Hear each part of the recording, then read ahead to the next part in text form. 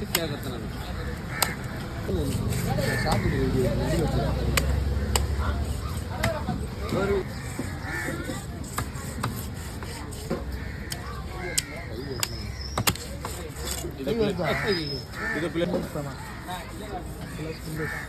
களை வெட்டக்கூடாதுல்ல?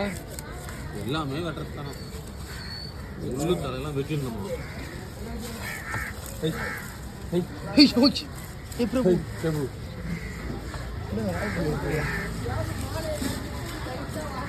ஆல்ரெடி வாங்கிட்டு